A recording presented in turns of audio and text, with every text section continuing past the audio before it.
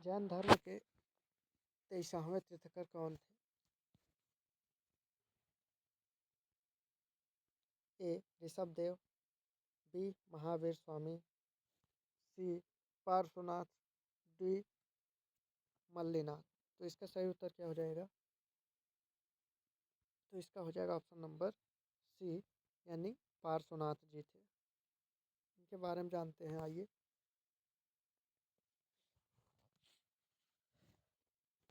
पार्श्वनाथ कौन है, इनके बारे में जानते हैं। जैन धर्म के 23वें तीर्थंकर पार्श्वनाथ काशी नरेश अश्वसेन के पुत्र थे। इनकी माता का नाम वामा था। इनका समय महावीर स्वामी से 250 वर्ष पहले माना जाता है।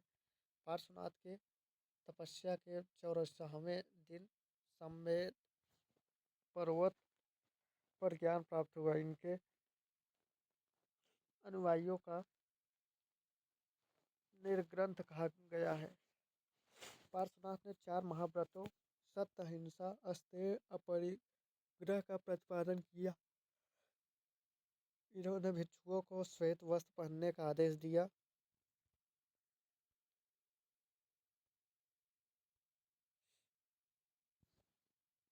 महावीर स्वामी 24वें तीर्थंकर थे।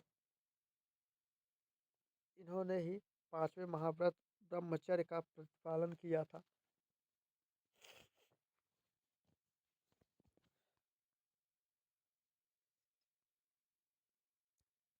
मगध साम्राज्य का अंतिम शासक कौन था? ए. बिंबिसार, बी. अजातशत्रु, सी. उदयन, डी. कालाशोक। तो इसका सही उत्तर हो जाएगा डी. कालाशोक था। आइए इसके बारे में जानते हैं। बिंबिसार का शासनकाल 544 ईसा पूर्व से 492 ईसा पूर्व। अजातशत्रु का शासनकाल 492 ईसा पूर्व से 460 ईसा पूर्व।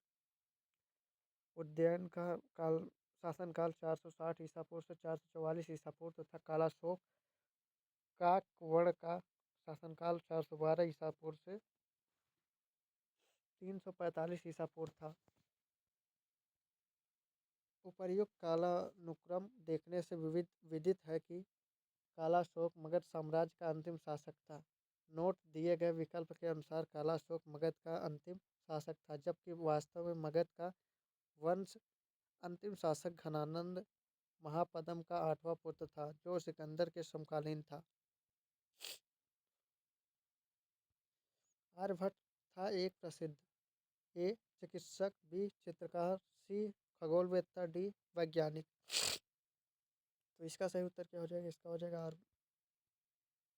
ऑप्शन नंबर सी, खगोलवेत्ता था। इसके बारे में जानते हैं। आर्यभट्ट प्राचीन भारत के एक महान खगोलवेत्ता, ज्योतिषविद और गणितज्ञ थे। इन्होंने मात्र 23 वर्ष की अवस्था में आर्यभट्टीय ग्रंथ लिखा था। आर्यभट्ट ने दशमलव प्रणाली का विकास किया तथा साथ में यह भी बताया कि पृथ्वी अपनी धुरी पर घूमती हुई सूर्य का चक्कर लगाती है। इन्होंने सूर्य ग्रहण व चंद्र ग्रहण होने के वास्तविक कारण पर प्रकाश डाला। खगोल शास्त्र में इनकी अभूतपूर्व योगदान के कारण भारत का प्रथम उपग्रह को आर्यभट्ट का नाम दिया गया था।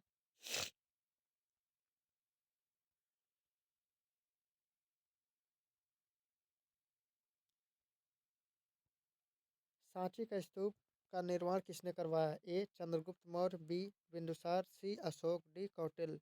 इसका सही उत्तर क्या हो जाएगा? इसका हो जाएगा ऑप्शन नंबर सी, अशोक ने करवाया था।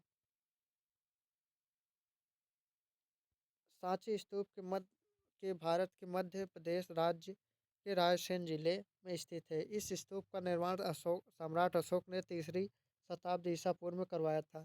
यह प्रसिद्ध स्तूप, इसका भव्य तोरण द्वार तथा उन पर की गई जगत प्रसिद्ध मूर्तिकारी भारत की प्राचीनतम कला तथा मूर्तिकला के सर्वोत्तम उदाहरणों में से एक है।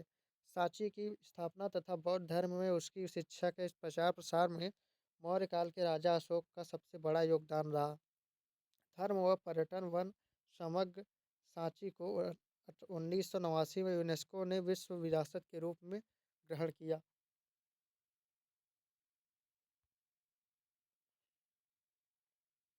सांची रायसेन जिले में स्थित है तथा यह भोपाल से 46 किलोमीटर दूर है। श्वेतांबर और दिगंबर किस धर्म के हैं? ए. बौद्ध मत, बी जैन मत, सी हिंदुत्व, डी सिख मत। तो इसका सही उत्तर क्या हो जाएगा? तो इसका हो जाएगा ऑप्शन नंबर बी, यानी जैन मत है। आइए इनके बारे में जानते हैं। जैन धर्म के आदि संस्थापक एवं तीर्थकर ऋषभ देव थे, परंतु जैन धर्म के वास्तविक संस्थापक के रूप में महावीर स्वामी को माना जाता है। यह जैन धर्म के 24वें एवं अंतिम तीर्थकर थे।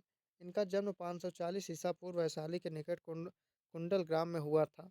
इनके पिता सिद्धार्थ वज्जी संघ ज्ञातव कुल के प्रमुख सदस्य थे तथा माता त्रिशला लिच्छवी कुल के प्रमुख चेष्टक चेटक की बहन थी। इनकी पत्नी का नाम यशोदा तथा पुत्र का ओड़ज्या थी। 30 वर्ष की आयु में अवस्था महावीर ने संन्यास ग्रहण कर लिया तथा 12 वर्ष की कठिन तपस्या के पश्चात इन्हें जिग जिभ्रिकम गांव के समीप ऋजुपालिका नदी के तट पर एक विशाल वृक्ष के नीचे ज्ञान की प्राप्ति हुई।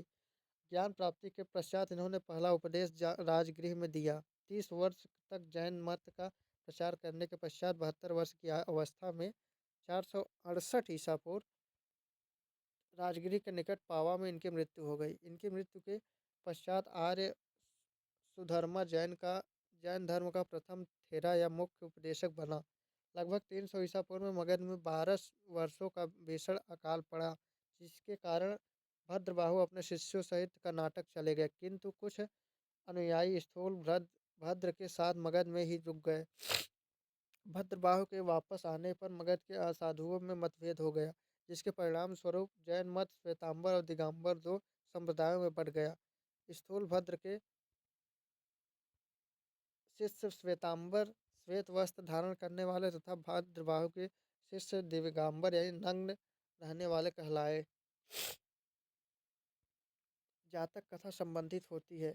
ए गौतम बुद्ध से, बी छत्रपति शिवाजी से, सी बाल गंगाधर तिलक से, डी गांधी जी से। तो इसके सही उत्तर क्या हो जाएंगे? जातक कथाएं महात्मा बुद्ध के पूर्व जन्मों की लोकप्रिय कहानियां हैं, जिन्हें बौद्ध धर्म के सभी मतों में संरक्षित किया है। इन्हें इनमें 35 कहानियां हैं, जिनका संकलन उपदेश देने के लिए किया गया था। इनकी रचना का समय 3री शताब्दी से पूर्व माना जाता है।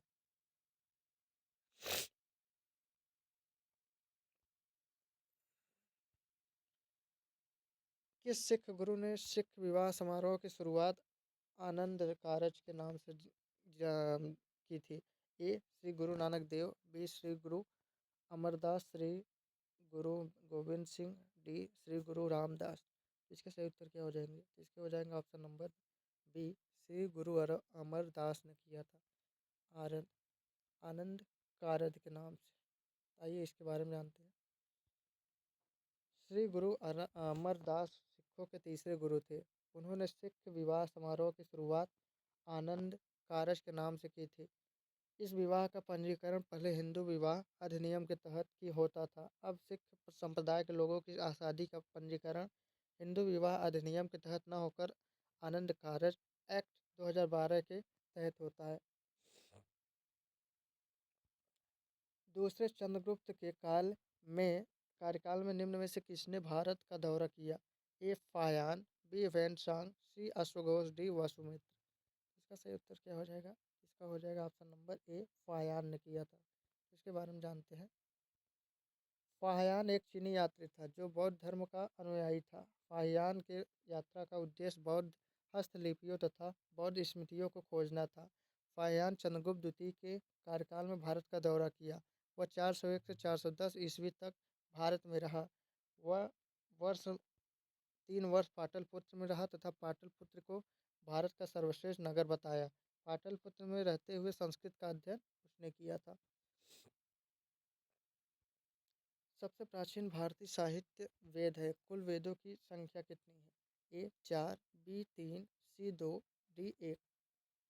इसका सही उत्तर क्या हो जाएगा? इसका हो जाएगा ऑप्शन नंबर ए, यानी 4 है। वेदों की संख्या 4 है, वेदांगों की संख्या 6 है तथा पुराणों की संख्या 18 है। सबसे प्राचीन वेद ऋग्वेद तथा सबसे बाद का वेद अथर्ववेद है। प्राचीन भारतीय संस्कृति और सभ्यता के प्रतीक निम्नलिखित शहरों में से किसके अवशेष पाकिस्तान में हैं? ए हड़प्पा, बी मोहनजोदड़ो, सी कालीबंगा। केवल ए, बी है, केवल ए बी, केवल सी, बी और सी, केवल डी, बी। तो इसका सही उत्तर क्या हो जाएगा? तो इसका हो जाएगा ऑप्शन नंबर बी, यानी ए और बी दोनों है। हड़प्पा मोहनजोदड़ो दोनों पाकिस्तान में स्थित है। अवशेष इसके बारे में जानते हैं। हड़प्पा पाकिस्तान के पंजाब प्रांत में स्थित मॉन्टो मोंटगोमरी जिले में रावी नदी के बाएं तट पर स्थित पूरा स्थल है। मोहनजोदड़ो मुर्दों का टीला एक सुव्यवस्थित नगरीय व्यवस्था थी, सभ्यता थी, जो पाकिस्तान के सिंध प्रांत में सिंधु नदी के दाहिने तट पर स्थित है। इसकी खोज का श्रेय रखाल दास बनर्जी को प्राप्त हुए। कालीबंगा राजस्थान के हनुमानगढ़ जिले में घग्गर नदी के बाएं तट पर स्थित है। सिंधु सभ्यता के अन्य भारतीय स्थल रोपण पंजाब, लोथल गुजरात, बनावली हरियाणा, रंगपुर गुजरात, सुरकोटदा गुजरात, धौलीवीरा गुजरात में, राखीगढ़ हरियाणा, दैमाबाद महाराष्ट्र, आलमगीरपुर उत्तर प्रदेश, मांडा जम्मू कश्मीर इत्यादि हैं।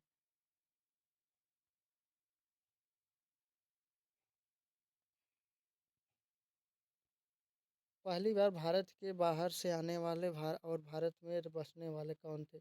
ए मुगल, बी आर्य, सी अफ्रीकन, डी अंग्रेज। तो इसका सही उत्तर क्या हो जाएगा? इसका हो जाएगा ऑप्शन नंबर बी, आर्य थे। इसके बारे में जानते हैं, आइए।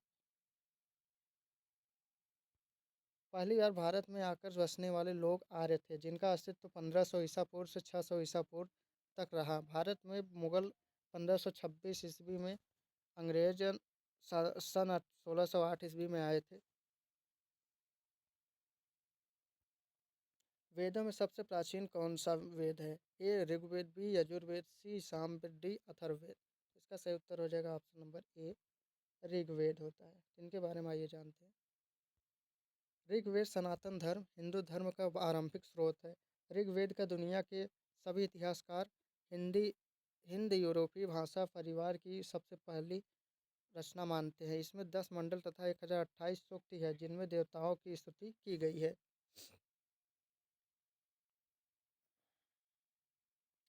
बुद्ध के जीवन की बुद्ध के जीवन की घटनाओं और उससे संबंधित स्थलों को सम्मिलित कीजिए। ये जन्म स्थान लुम्बिनी, बी है ज्ञान की प्राप्ति बोध गया, सी है वो प्रथम उपदेश सारनाथ, डी है निर्वाण की प्राप्ति कुशीनगर। इसका सही उत्तर क्या हो जाएगा? इसका हो जाएगा ऑप्शन नंबर ए, सही हो जाएगा।